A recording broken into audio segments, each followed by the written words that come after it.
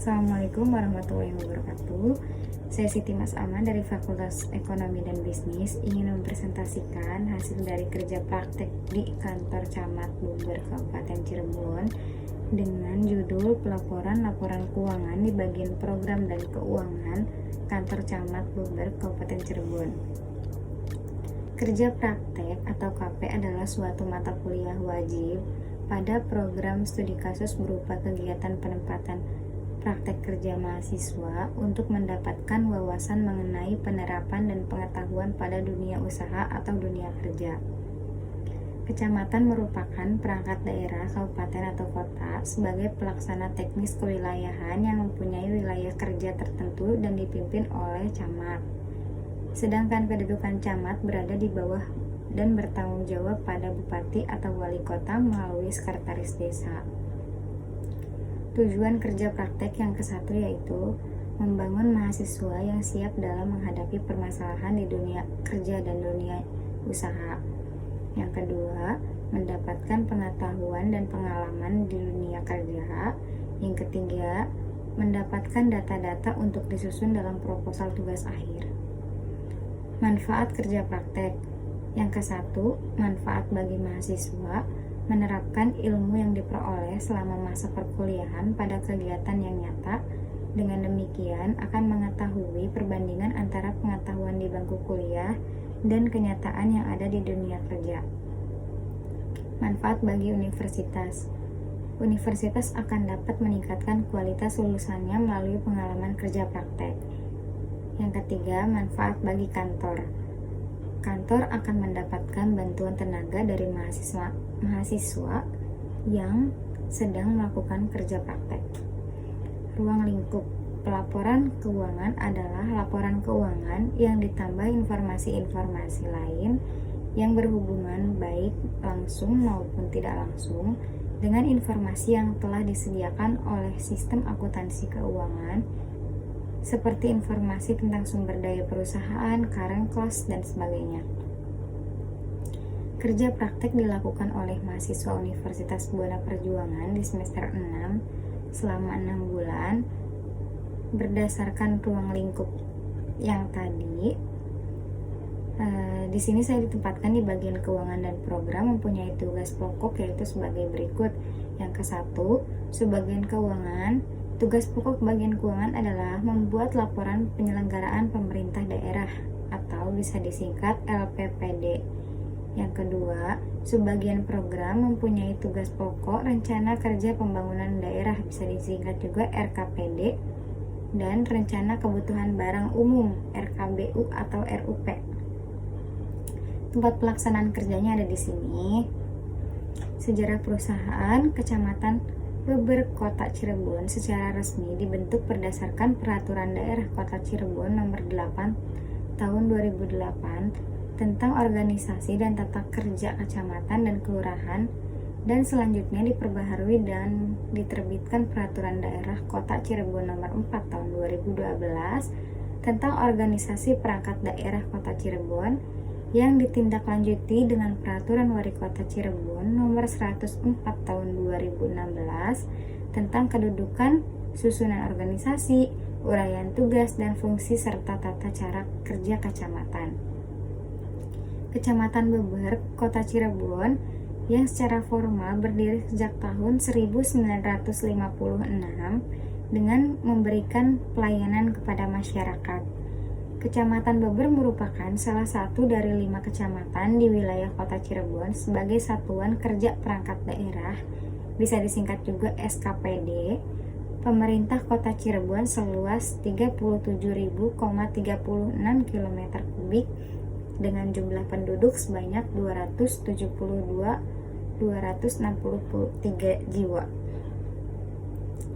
Visi misi kantornya itu, visinya mewujudkan pelayanan yang didukung oleh aparatur bersih dan berwibawa untuk menuju kesejahteraan masyarakat Kecamatan Beber. Misinya yaitu meningkatkan sarana dan prasarana aparatur.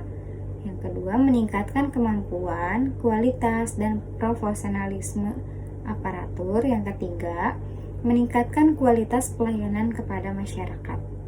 Di sini ada struktur organisasinya ya, berdasarkan Peraturan Daerah Kabupaten Cirebon nomor 17.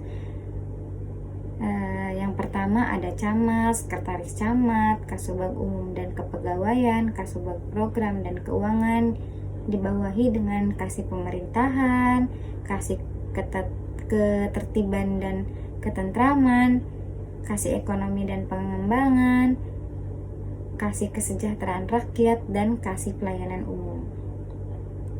Tinjauan pustaka. Menurut Ferianto Andrishita, Endang Triana, pengantar manajemen 3-in-1 edisi 2019, manajemen berasal dari kata to manage yang berarti mengatur atau mengelola. Manajemen adalah suatu proses penyelenggaraan berbagai kegiatan dalam rangka penerapan tujuan dan sebagai kemampuan atau keterampilan orang yang menduduki jabatan manajerial untuk memperoleh suatu hasil dalam rangka tercapainya tujuan melalui kegiatan-kegiatan orang lain.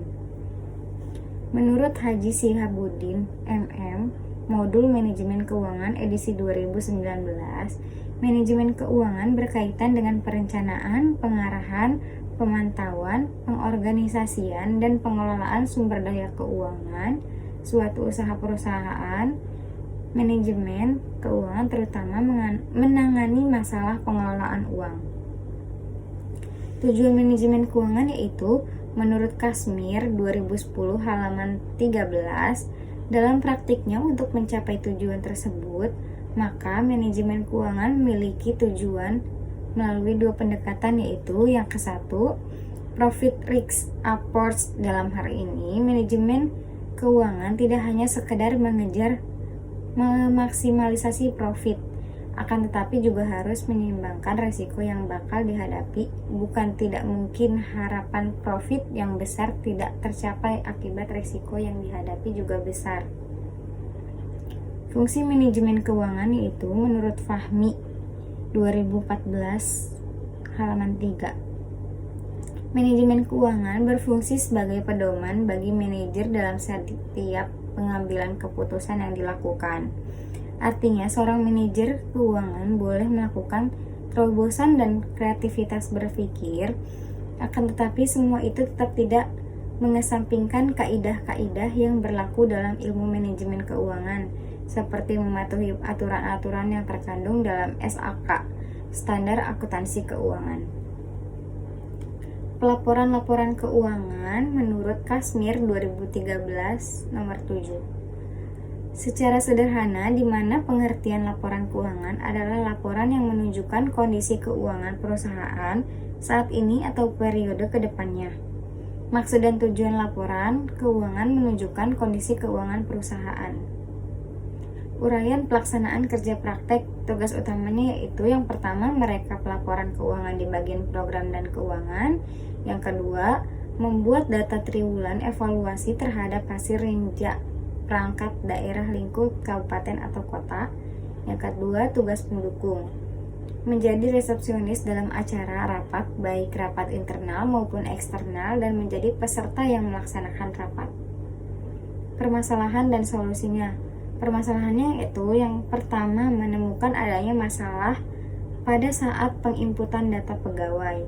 Yang kedua, data pegawai dalam jumlah banyak yang dikerjakan oleh satu orang karena dapat menimbulkan kekeliruan. Solusinya itu, yang pertama, mengkoordinasi kepada pihak karyawan atau menanyakan benar atau salah data yang telah dikeluarkan. Yang kedua, dibuatkan pelaporan keuangan yang jelas dan rinci agar tidak ada kekeliruan benar atau tidaknya. Kesimpulannya yaitu, berdasarkan pelaksanaan kerja praktek yang dijalankan di kantor Kecamatan Beber, penulis dapat menambah ilmu dan wawasan terhadap permasalahan apa saja yang ada di kantor camat Beber dan mengetahui solusi apa saja yang dilakukan oleh pihak kecamatan menanggapi permasalahan-permasalahan yang ada, terutama dalam pembukuan laporan keuangan di Kecamatan Beber. Dapat disimpulkan bahwa manajemen laporan keuangan atau pembukuan laporan keuangan di kantor camat Beber belum efektif karena kurang telitinya pihak kecamatan, terutama bendahara, dalam mencatat laporan keuangannya, karena masih sering terlewat atau tidak tercatat sehingga kekurangan biaya untuk keperluan kecamatan. Saran dari penulis yaitu yang pertama, bagi pihak bendahara kecamatan, pihak kecamatan Beber harus lebih teliti dan mengecek kembali pengeluaran-pengeluaran di setiap harinya dan di setiap pencatatan laporan keuangan yang dikeluarkan agar jelas keperluan apa saja yang dibeli untuk keperluan kantor. Yang kedua, bagi Fakultas Ekonomi dan Bisnis UBP, untuk Fakultas Ekonomi dan Bisnis sebaiknya sebelum mengadakan kerja praktek, pihak kampus mengadakan kerjasama terlebih dahulu dengan pihak perusahaan atau instansi pemerintah. Di sini ada foto-foto kegiatan magang atau kerja praktek. Terima kasih. Assalamualaikum warahmatullahi wabarakatuh.